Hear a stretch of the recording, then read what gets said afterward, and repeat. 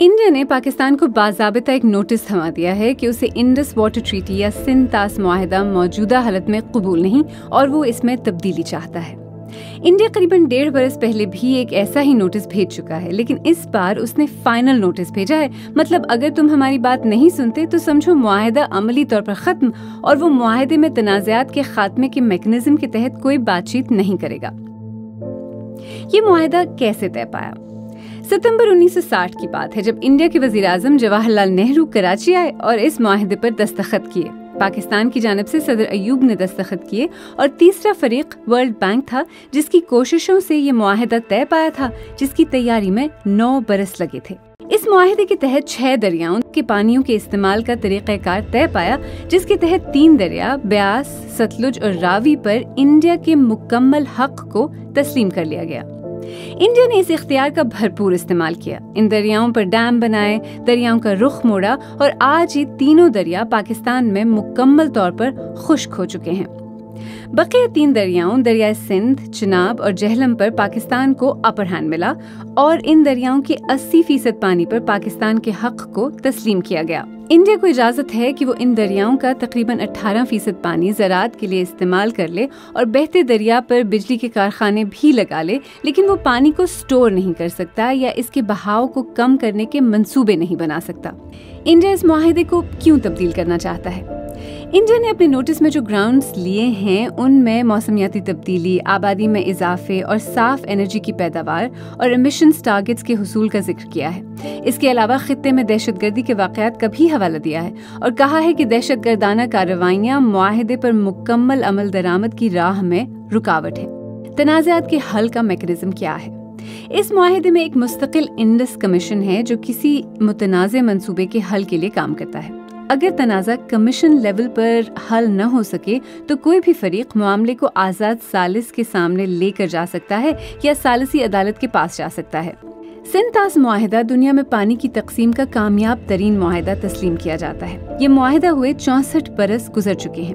اس دوران پاکستان اور انڈیا کے تعلقات میں بڑے اتار چڑھاؤ آئے، کئی جنگیں ہوئیں، لیکن معاہدہ برقرار رہا۔ گزشتہ 20 برس میں جب سے بھارتیہ جنتا پارٹی انڈین سیاست میں ابھری ہے، اس معاہدے کو ختم کرنے، پاکستان کو بوند بوند کے لیے ترسانے، خون اور پانی ایک ساتھ نہیں بہہ سکتے، ایسے بیانات سامنے آئے۔ انڈیا کی جانب سے حالیہ نوٹس ایک ایسے وقت میں سامنے آیا ہے جب پاکستان نے انڈیا کے زیر کنٹرول جموں کشمیر میں 2 منصوبوں پر اعتراضات اٹھا رکھے ہیں اور انٹرنیشنل کورٹ نے انڈیا کی مخالفت کے باوجود پاکستان کی شکایت کو سننے پر اپنے اختیار کا اعلان کیا ہے۔ کیا انڈیا اس معاہدے کو ختم کر سکتا ہے؟ انڈین میڈیا سرکاری حوالے سے یہ خبریں دے رہا ہے کہ انڈیا نے 64 سال پرانی ٹریٹی میں نظر ثانی اور تبدیلی کے لیے پاکستان کو نوٹس کافی غور و خوض کے بعد دیا ہے اور وہ ایک تاریخی غلطی کو درست کرنے کی کوشش کر رہا ہے۔ تاہم ماہرین کا کہنا ہے کہ سندھ طاس معاہدہ دونوں ملکوں کی باہمی رضامندی سے ہی ختم کیا جا سکتا ہے۔ 18 برس تک پاکستان کے واٹر کمشنر رہنے والے جماعت علی شاہ نے سندھ طاس معاہدے کے بارے میں BBC پنجابی سے بات کرتے ہوئے کہا ہے کہ اس معاہدے کی شرائط کے تحت کوئی بھی اس معاہدے کو یک طرفہ طور پر منسوخ یا تبدیل نہیں کر سکتا۔ دونوں ممالک مشترکہ طور پر اس معاہدے میں ترمیم کر سکتے ہیں یا نیا معاہدہ تشکیل دے سکتے ہیں۔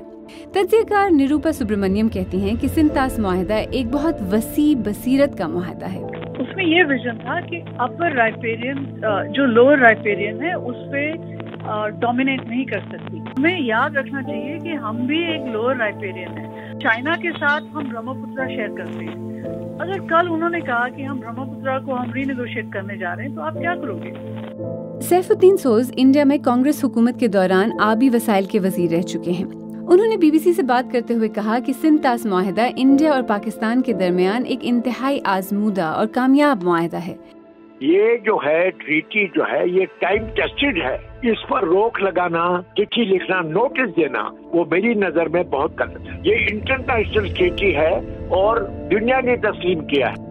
انڈیا کی حکمراں جماعت سندھ طاس معاہدے میں تبدیلی کروا سکتی ہے یا نہیں، اس کے بارے میں یقین کے ساتھ کچھ کہنا ممکن نہیں۔ اس میں کوئی شک نہیں کہ 60 کی دہائی کے مقابلے میں انڈیا کا عالمی اثر و رسوخ بہت زیادہ ہے۔ دنیا میں اس کی بات کو زیادہ اہمیت دی جاتی ہے۔ لیکن اگر انڈیا اس معاہدے کو ختم کر کے پاکستان کے لیے مسائل پیدا کرنے میں کامیاب ہوا تو انڈیا خود ایک ایسی روایت پیدا کر رہا ہوگا جو اس کے اپنے خلاف بھی استعمال ہو سکے گی۔ انڈیا خود بھی ایک لوور ریپیرین کنٹری ہے اور اس کے پانی کا دارومدار تبت سے نکلنے والے برہم پترا جیسے دریاؤں پر ہے، اور اگر چین نے اپر ریپیرین کنٹری ہونے کے ناطے لوور ریپیرین کو پانی سے محروم کرنے کے لیے قدم اٹھایا تو پھر چین کو کون روکے گا؟